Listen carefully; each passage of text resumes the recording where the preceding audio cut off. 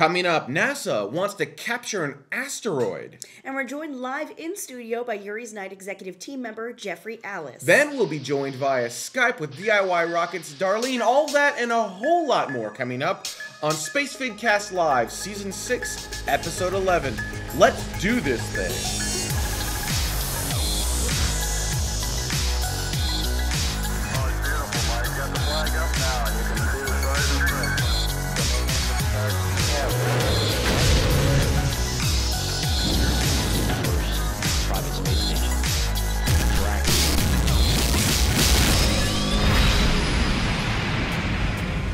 Welcome to the show. My name is Benjamin Higginbotham. With me, as always, is the beautiful, lovely, wonderful, and talented Carrie Ann Higginbotham. And we are joined by Jeffrey. What is your title again? The Yuri's Night Executive Global Dominator?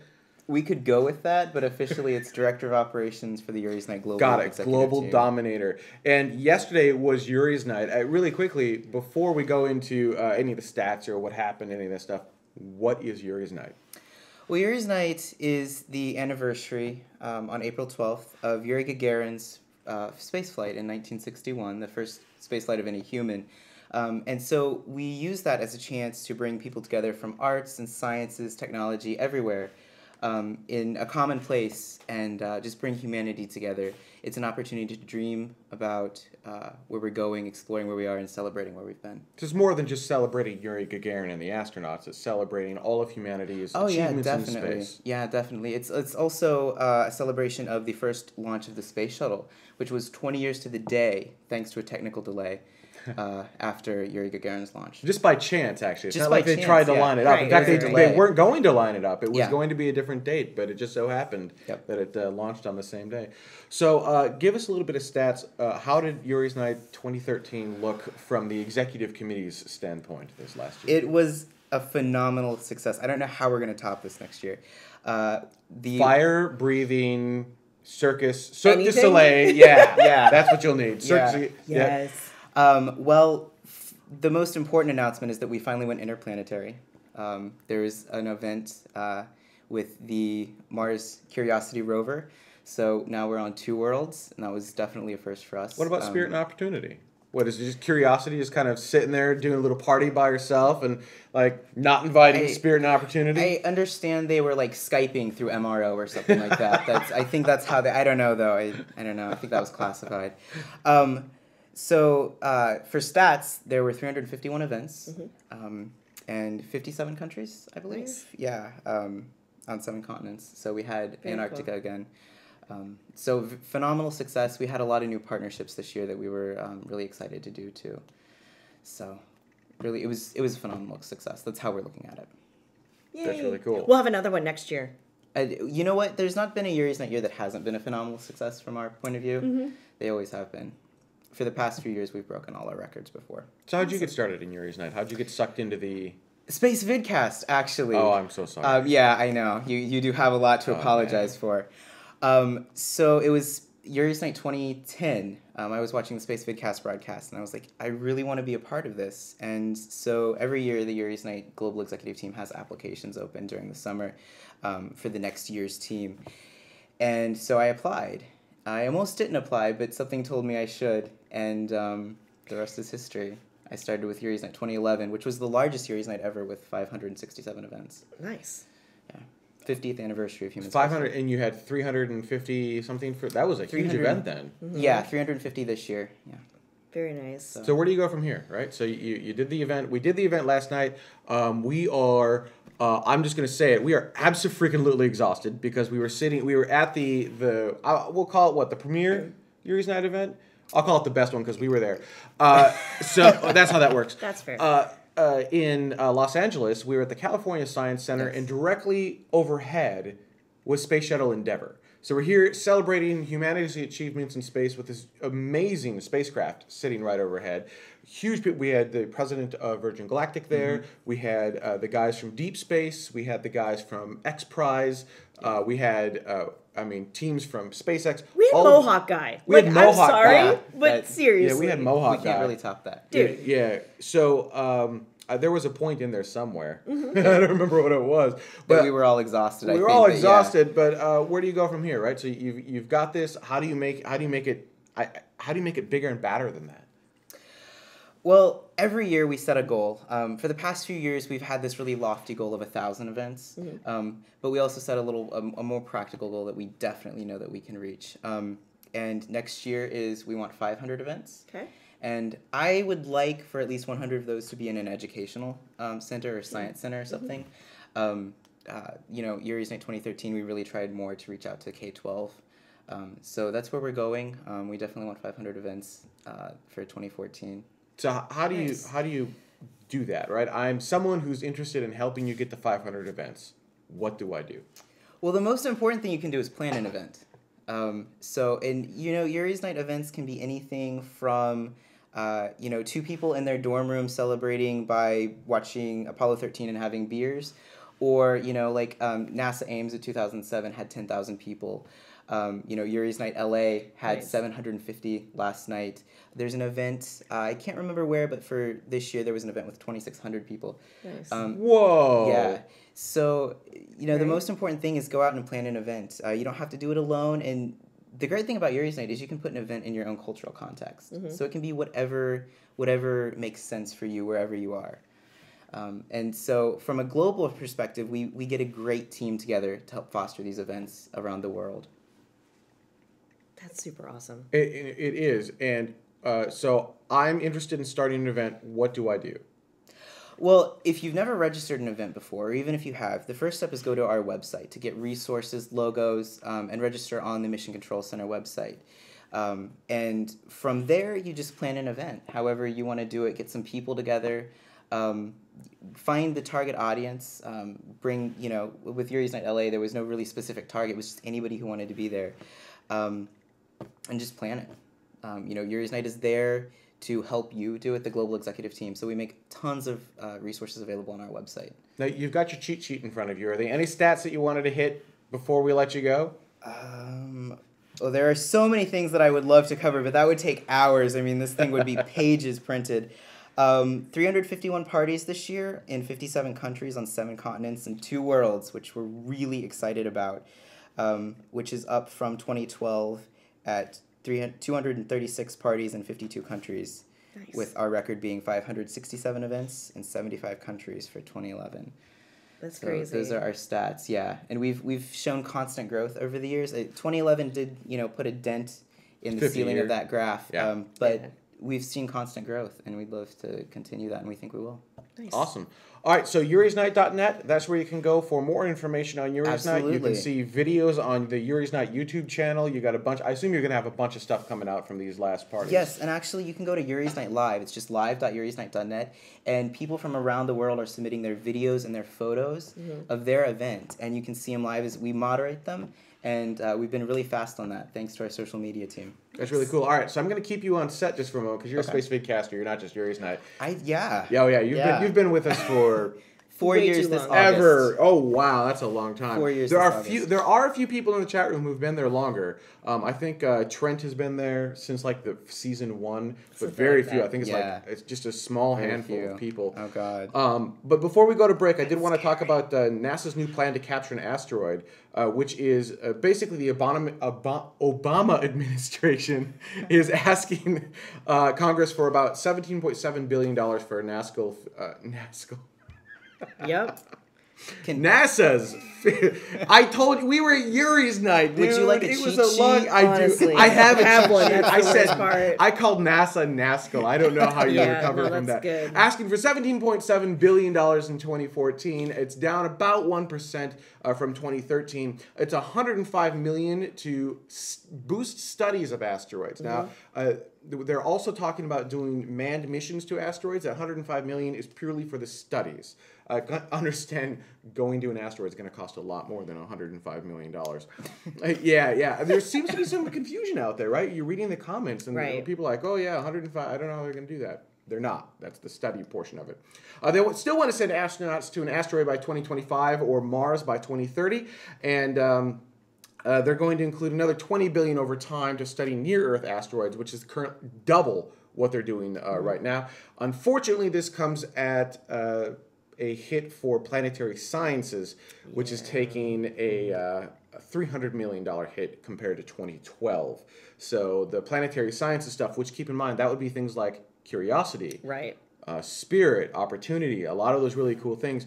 Now, their point was, look, we've already kind of paid for a good chunk of these things. They're no longer in the really expensive multi-billion-dollar launch it and design it and Right, until you want another one.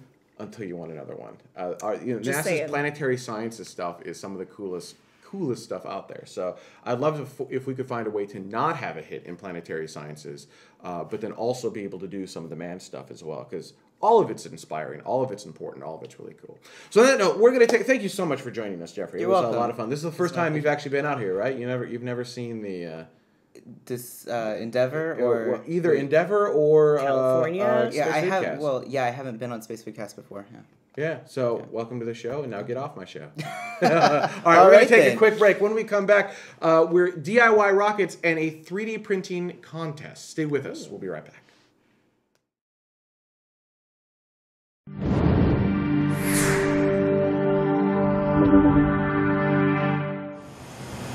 Greetings from the International Space Station.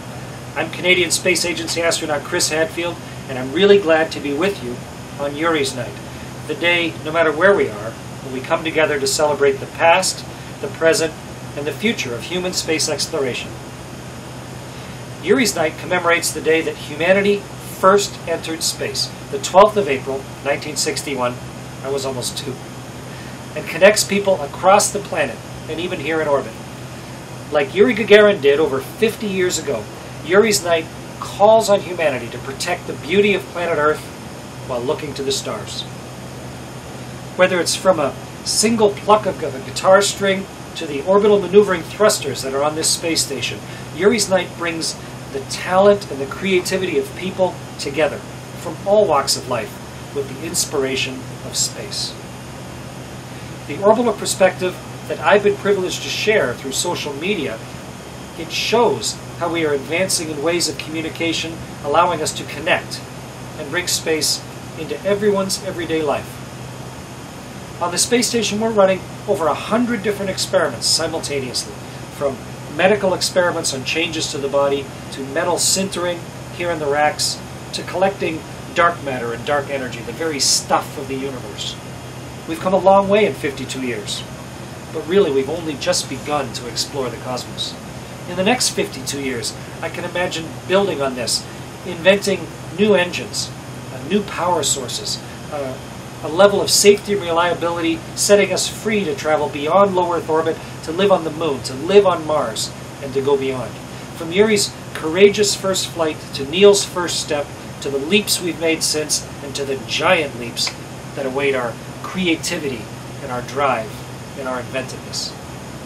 Celebrons ensemble l'héritage de Yuri Gagarin. I'd like to wish everyone a happy Yuri's Night.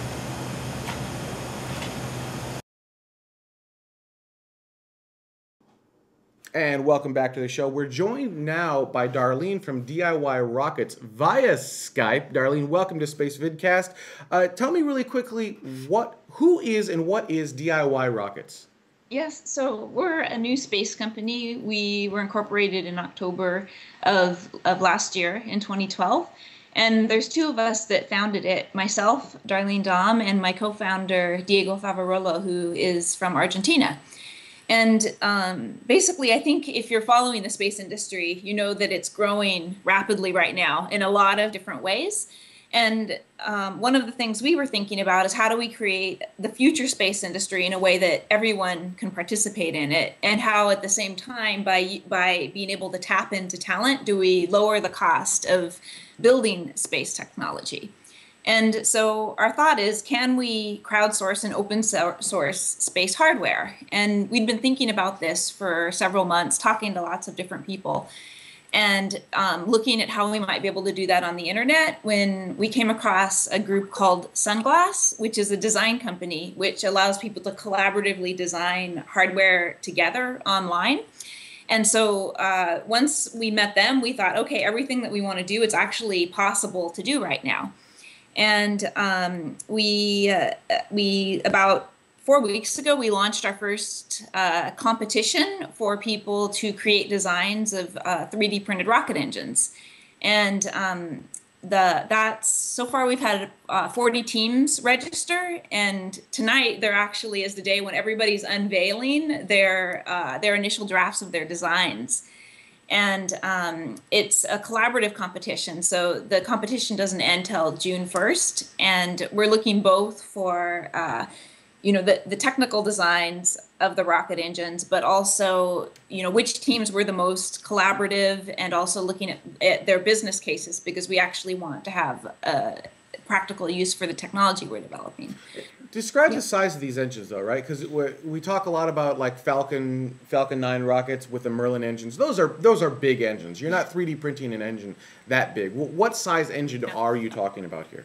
So what we put out to the contestants was an engine that can carry less than 20 kilograms into low Earth orbit. And we didn't specify exactly how you should do that.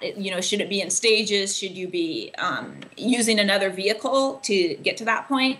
Because the 3D printing technology and the collaborative design process are both very, very new. The first 3D printed rocket engine that we saw came on the internet, I think, in October, so just a few months ago.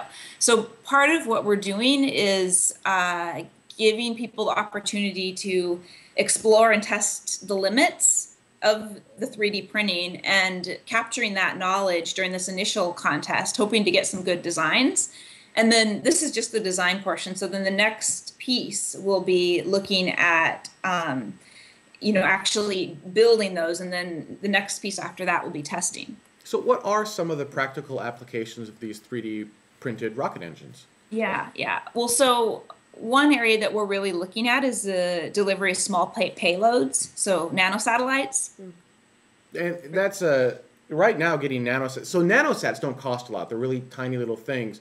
The problem with nanosats today is it costs so much money to launch them into space. So you got this little low-cost satellite and this $100 million launch vehicle. Right. That doesn't work. That doesn't make any sense. Equate. So would something like this, the contest itself, do you think that would yield rocket engines capable of lofting nanosats up into suborbital or even orbital space? That's the long-term goal. Right now, I think the way to think about it is that we're in the R&D stage. With the contest, we have a total of $10,000 in prizes, and if we have 40 entries, which are part of the R&D process, that's really what we're trying to speed up here by opening up the way that technology is developed and designed and making it collaborative and changing the incentive structure. How do we speed up that process to get to the right technology to meet the goals? Tell me a little bit about the contest itself. What are some of the rules? Who was able to apply? You mentioned a $10,000 purse. Tell me more about the contest. Yeah. So we actually have 3 different prizes. The first prize is for the overall best rocket engine design. It's $5,000. It takes into account the technical design, the collaborative element. So on the Sunglass platform, you're able to see how everyone's interacting with one another. Are people giving feedback to other teams? And is it helpful? Are they taking feedback? Are people sharing their information early so that you can then get to that stage of collaboration? And then the third piece is explaining your business case. So how the rocket you're designing compares to what else is out there, and will it be effective? And within all of this, also people will be attaching a concept note about how they envision the rocket engine being used. So, are you attaching it to a balloon system? Are you using it to? Will you be launching it from another type of vehicle? So, are there applications in space as well? Can you 3D print? You're talking about 3D. The contest is for 3D printing a rocket engine. Which, by the way, let's just pause and think about that for a moment. 3D printing a rocket engine. You're not welding this thing together. You're using a 3D printer to make an entire rocket engine. That's pretty cool. That's insane. And that actually, in the opening sequence, right off your website, when we were talking about coming up on the show, that engine you saw was a 3D printed rocket engine right off of your website, actually. So these things can be done. It's just how big can you scale these things up to, I guess, is really what it comes down to. That's awesome. There was a point in all of that. Oh, in space, are there applications in space as well with, maybe lofting something up there and then printing a series of engines and then moving, or are you leaving that all up to the teams like you mentioned earlier? Look, you guys tell us what to use this for. Yeah. We're using it. We're leaving this open to the teams. On our side also, we're thinking about what are the future competitions that we want to hold to both take the design of the 3D rocket engine further, but also what are the other key technologies that we need to be focusing on, in the space industry as a whole, that if we can lower the cost of those key technologies, it will open up the whole industry further for everyone. Are you still accepting people to actually go in and try to enter the contest, or is that kind of locked down at this point? You've got your contest people? Yeah, so the registration ended last weekend, actually, but this is open. So if you're an expert in rocket engines, or you can still go on there and you can interact with the teams. You can give them feedback. You can still participate. And where can people go for more information and to follow the contest itself? Yeah, so DIYROCKETS.com, DIYROCKETS.com. That's our website. And you can go right to our Rocket Challenge page, and that will take you into the Sunglass platform. And you'll be posting videos and other stuff about that as they come out and are available, so you can actually see 3D rockets doing things? Well, so tonight is our deadline for the teams to be opening up their information. So that you'll be able to go in and seeing the drafts of the designs and any concept notes that people have uploaded.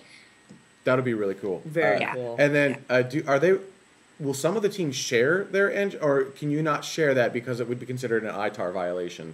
I mean, because if it's just 3D printed and I have a 3D printer, yeah, no, that's a good one.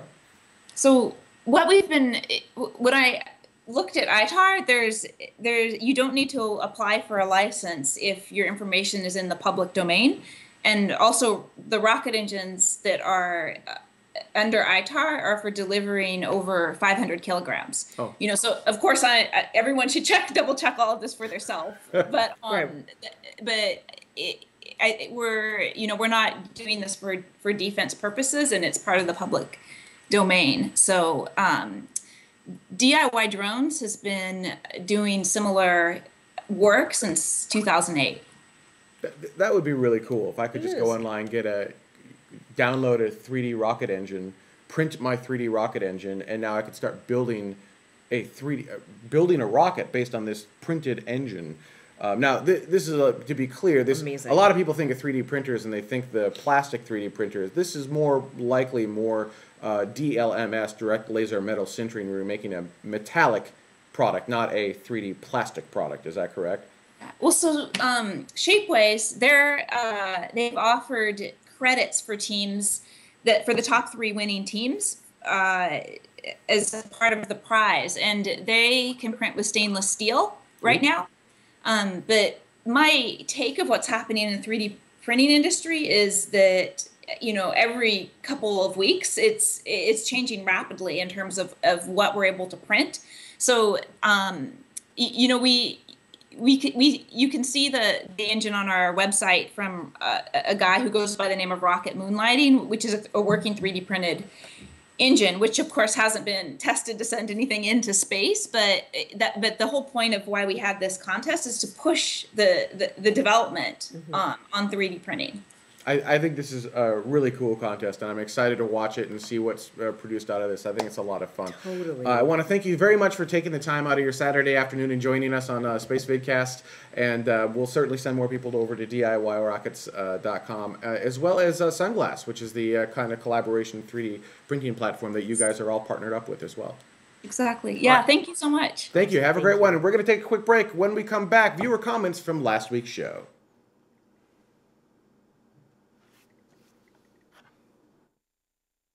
Looking to her face, determination in her eyes.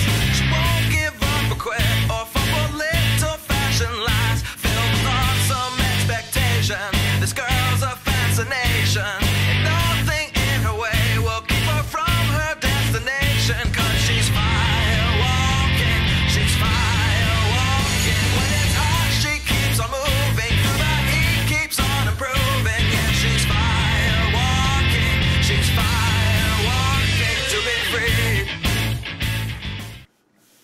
Welcome back. Now, before we continue, I'm super excited about 3D printing rocket engines because right now they're fairly small. They're kind of for nanosats, but even so, even if we can radically lower the cost of getting nanosats into space, we're going to be able to do some really cool things. But even outside of that, there's nothing to say that this technology can't get larger and larger and larger, and eventually you'd be able to print something the size of, say, a Merlin engine. Well, you wouldn't. Well, no, why not? Well, ITAR other than ITAR. Did we just discuss that? Let's ignore law for a moment and only talk technology. Okay. From a technology standpoint, you'd be able to 3D print your own rocket engine. Yeah. And I think that's really cool. Talk about ways to lower cost of space. I'll just print one. It's fine. I'll just print one. That's so crazy. I will just why stop at the engine? Right. Why not just keep going? I'll go ahead and print a rocket. I'll print a rocket. I think that's super awesome. Oh the other thing that's been mentioned with 3D printing, I think 3D printing is a really exciting technology. We're going to need 3D printers in space. If we're going to Mars and we're doing these long-duration missions, we're going to need the ability to 3D print replacement parts on the fly because you're not bringing up duplicates of absolutely everything. Right. So you need to be able to, if something goes wrong, you need to be able to print apart a space-worthy part. This is so Star Trek. Right? It is so Star Trek. It's like print me an engine. Takes a little bit longer than the. I suppose, right? Yeah, exactly. All right. How about some comments from last week's show? First is from Bill Hughesley, who says, "I think that an asteroid impact on Mars would be such a major transition event in space interest that dust on dust on the solar panels of Mars rovers would not be a concern.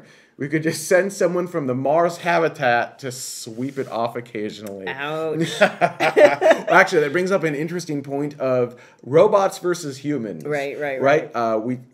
There are a lot of the Planetary Sciences people who are all about robots. Why are we spending billions of dollars on humans? They're not doing anything. It takes all of our money. This sucks. Then you got the human spaceflight group going, why are we spending any money on robots? They're not humans. They're boring. Right. They can't do anything as fast. They can't do anything. Yeah. The correct answer is in the middle. Yeah. We need the humans to go out and scope out these areas for us in advance. But if we're not doing it for us, then what's the point? You mean the robots? We need robots to say, wow. Allow me to remind you we just were need to at Yuri's sacrifice night humans for as a many long as we time. possibly can. Yeah, exactly. No, so we need the robots to go out. You need the robots to go out. Scope the area. Scope the area. Do some science. They can do some science. Oh, yeah, absolutely. But if you want to do the real science and you really want to learn, that's when you need the humans. So insulting. Right? Well, the real science. The real science. We're not bowing to our robot overlords just yet. Just yet, I suppose. No. I mean, you do make a good point. I would prefer that the robots go out, plow a little flat area for me, maybe build a house for me before I get 3D there. Print 3D print my house for me. That would be great. And then I can dig a hole and go, that's water. which you could still dig that hole way faster than that robot can. Oh, absolutely. Consider this. Right. All of the science we've ever gotten off of Mars is about a week or two worth of actual science that a human could do. If we could get the humans there and in a livable That's situation. the hard part. Oh, okay. Oh, that's the hard part. That's the hard part. Right, I see. All right, so, now I understand. We can do a lot more science. We can do a lot more cool things. So, actually, I like the comment simply because have someone from Mars go out and sweep it off occasionally.